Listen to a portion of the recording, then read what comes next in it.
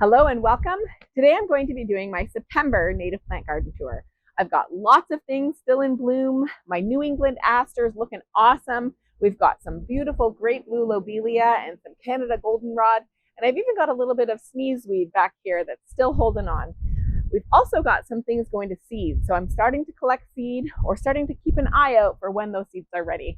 So I'll share some tips about that along the way as well. So let's get right to the videos. Thank you so much for watching. So let's get started in my boulevard garden. Pardon the cars going by.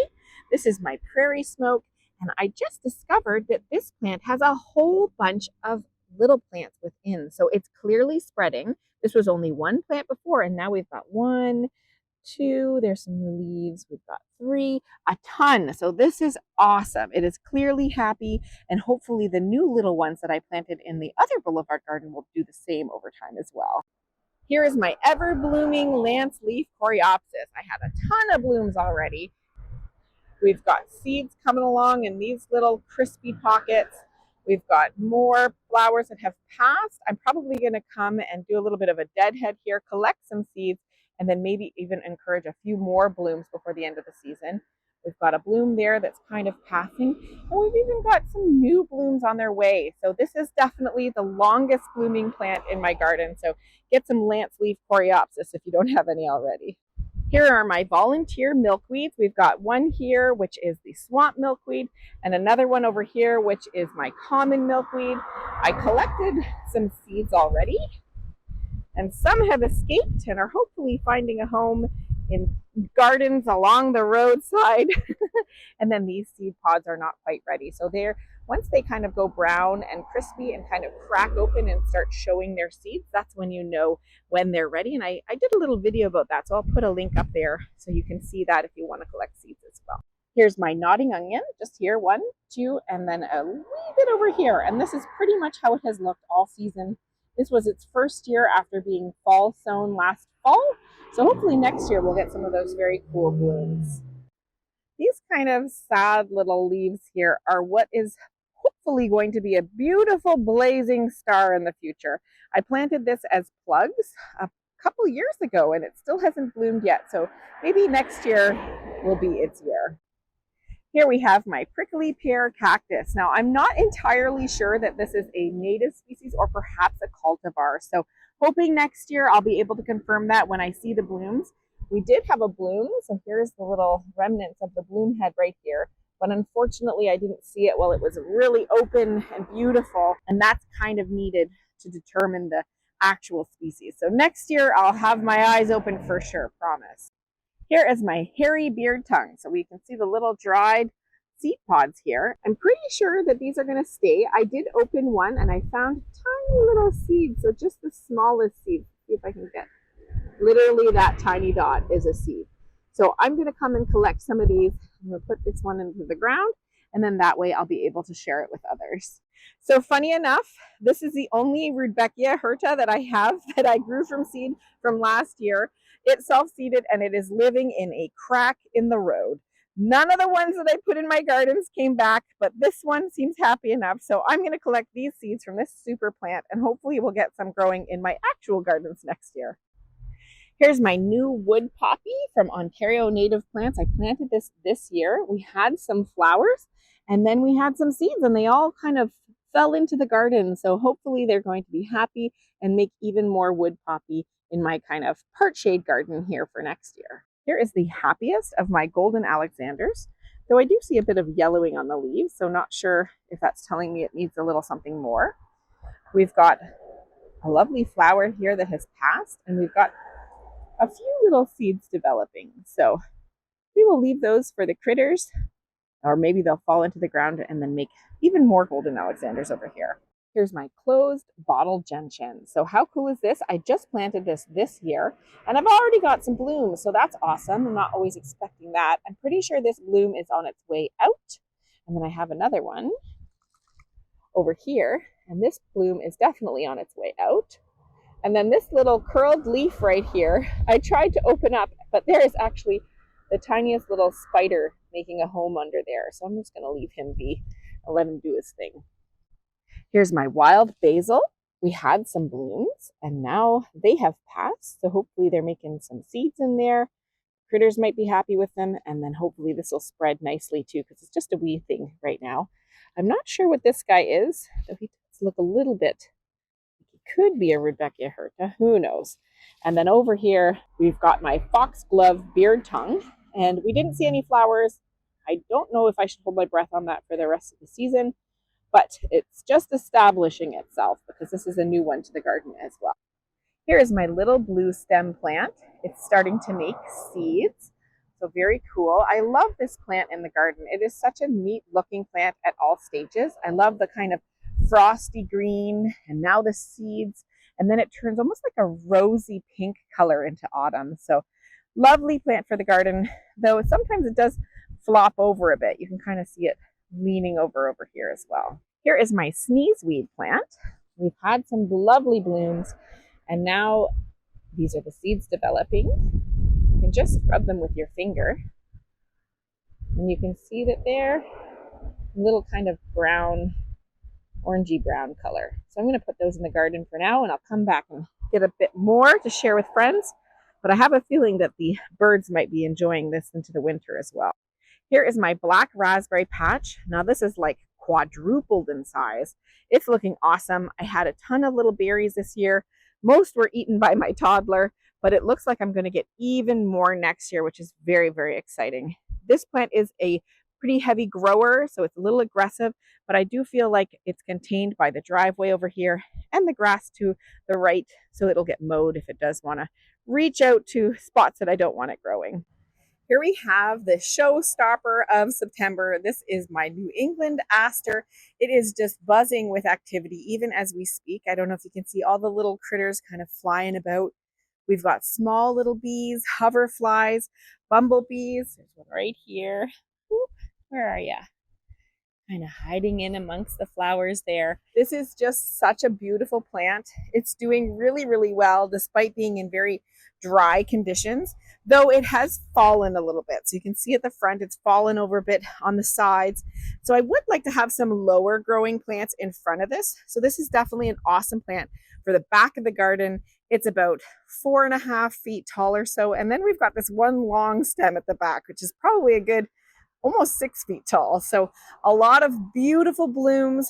Definitely would encourage you having this in the garden. Here is my lovely little butterfly weed. We had a ton of gorgeous flowers earlier in the season. There are a few more little flowers still holding on, and we've got a bunch of seed pods forming. They will take a little bit longer to develop, and then once they start cracking open and then releasing their seeds, then we know that they're ready for harvesting, and then you can collect them and share them, or you can just let them fly away and do their own thing as well. And here in between our peonies and our hosta is our small little service berry. So this is standing now at about maybe 2.5, 3 feet tall. We didn't get any berries this year. We've got a little bit of some powdery mildew developing on the leaves, which shouldn't do too much harm. And they are looking a little yellow. So we've had a little bit of a dry spell, hoping that this will hold on, because this is the best service berry we have on the property so far, and I haven't had success with any of the others. So I'd really like this guy to develop over time. Here's my 90% native shade garden. We'll go in and show you how everything is doing. Here's my Zigzag Goldenrod. It's got a ton of pretty little yellow flowers growing. I even have a little bumblebee in the back there enjoying some of the flowers right now as we speak. This plant looks a little bit like it could use more water than I'm giving it, but so it goes. It looks happy enough with all the blooms. And then we have a bunch of these little tracks, so I'm not sure what those are. So if you know, please do let me know in the comments below. To the right, we have our bush honeysuckle. This is looking okay. It's not growing as fast as I had expected, which is fine. I'll give it some time. I was hoping for this to kind of stand up tall in the middle of the garden. So we'll just see if this takes another year or two for that to happen then. To the right, we've got our Bottlebrush Grass, and it's looking awesome. Look at how pretty these seed heads are. Now, even though there's a ton of these little seeds, it doesn't really make too many volunteers. So it's not going bonkers in the garden, but it is looking a little unhappy. It looks a little dry. Look at these leaves. They're kind of dry and crispy. And then some of them have this black kind of tracking. So I'm not sure if it's sick. So if this is normal, please do let me know, or if there's something I need to do, even better, let me know. And then all down on the base is our Woodland Strawberries. Now those are doing pretty good. They're definitely stretching out and they're finding their way to where they're happiest. You can see over here where it has more wet conditions, they're happier than over here. They're kind of looking a little bit more sparse. So we'll just let it do its thing and it can find its home wherever it likes. Here, hiding amongst the peonies, is my Christmas fern. It's doing pretty good despite the drier conditions right now. It made a bunch of spores, as you can see. So it's happy enough. This plant needs a little bit more water than it might get in this garden, but it's doing great. Over here is my large-leafed aster. Have a whole bunch of blooms. Some of these blooms are passing. They're kind of on their way out. And then a couple more down here are just starting. They are very cute little flowers. I've got 2 of these plants that are blooming and then another one that maybe it'll bloom next year. Because this year, I don't think I'm going to see any flowers. Over in the back is my lady fern. It's doing all right. We've had a bit of a dry spell, but it seems to be nice and green, not looking too crispy. So it does need a little bit more water than some other ferns, but it doesn't seem to be complaining right now. Here is one of my 3 great blue lobelias. Now this one is in a definitely shade or shadier spot, but we've got lots of blooms, so it's happy enough. And this one is probably half the size as the ones in the sunnier spots. So definitely it's adjusting to its condition. In the back are our 2 choke cherry plants. So this plant is doing great. They're both clearly getting established, but they will get huge.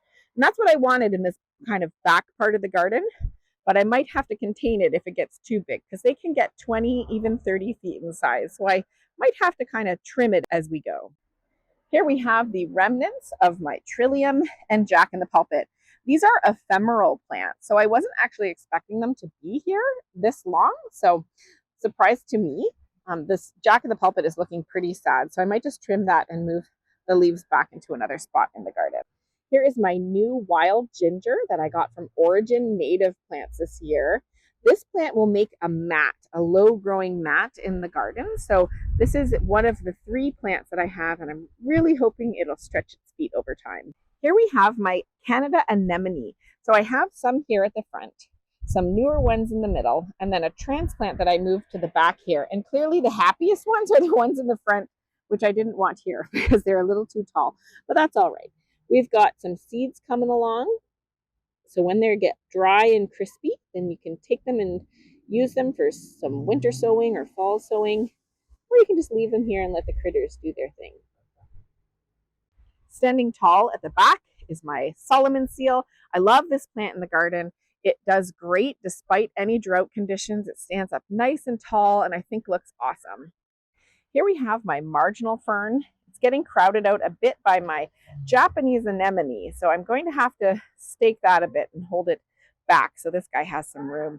But he's doing great. He's a little dry, but he got a bunch of spores. They're curling up a bit as well, which might also be because he's dry, but clearly doing all right in the garden.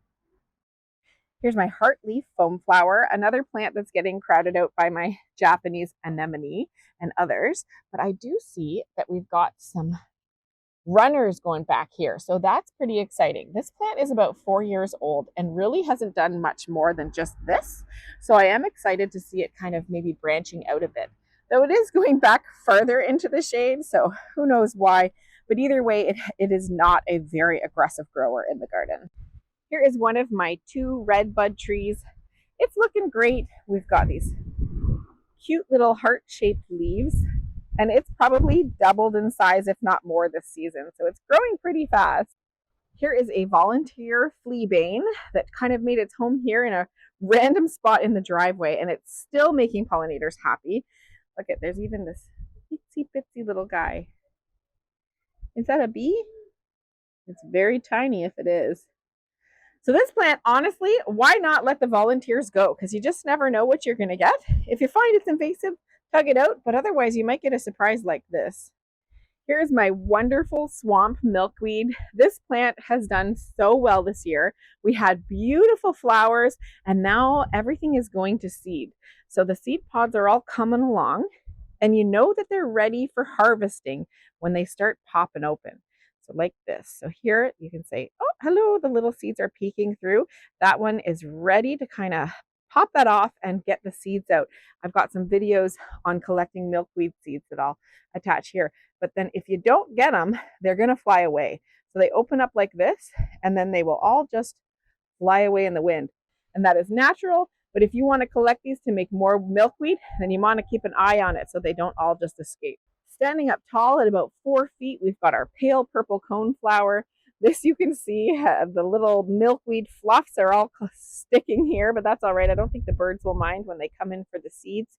So the seeds are getting ready here. And then once they get nice and dry and crispy, the birds will enjoy them. But if you want to collect them to make more, you can do that then.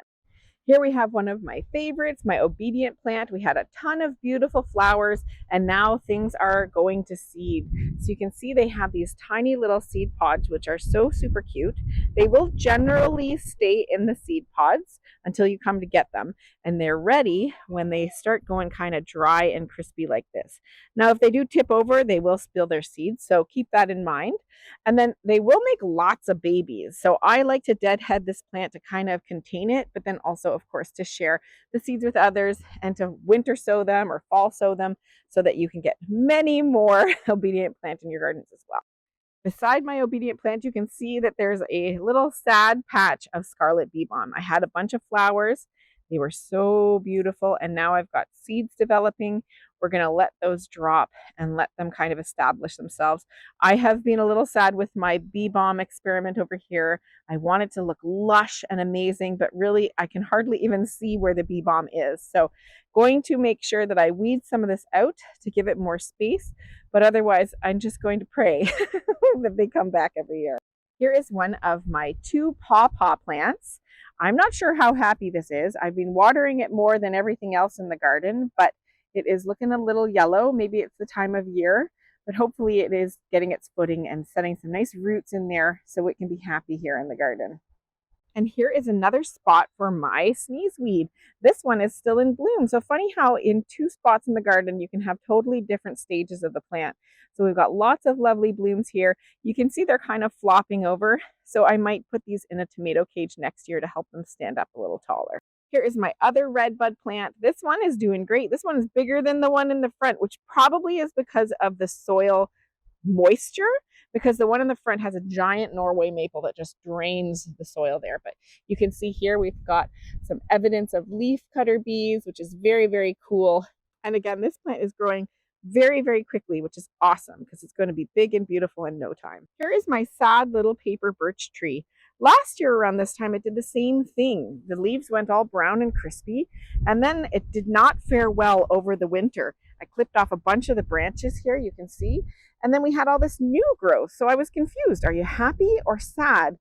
I still can't tell. Hopefully over time, I'll have a lovely birch in the backyard, but until then, I've got this wee little thing. Standing at about 6 feet tall or so is my American bellflower.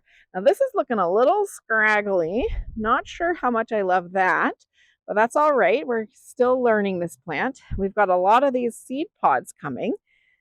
So I'm sure I'll have seeds to share, and we'll see how those look over time. I'm going to let them kind of develop a little more because they don't look like they're quite ready.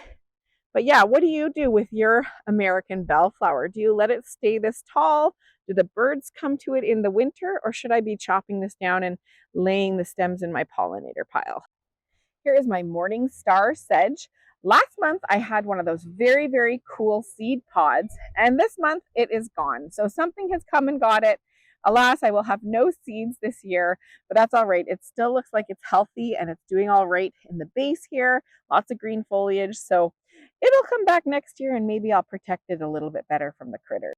My poor Michigan lily that I had staked here, I had a couple more over here. It's gonzo. This is definitely not a live plant. Oh, look, I can move it.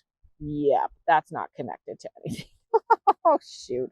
Well, maybe there's some growth underneath the ground there, and maybe it'll shoot up another one next year. I'm going to definitely hope for that.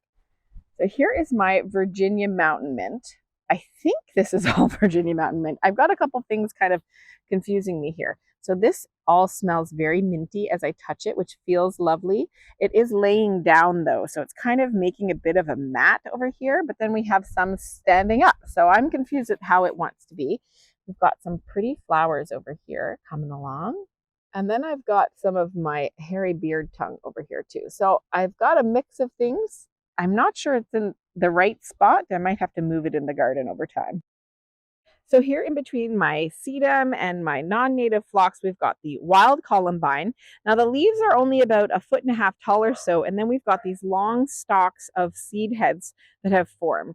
Now it does look like they will stay put like this, but I am noticing that many of them are empty. So with the wind and such, I'm thinking that they might be spilling the seeds and then falling to the ground.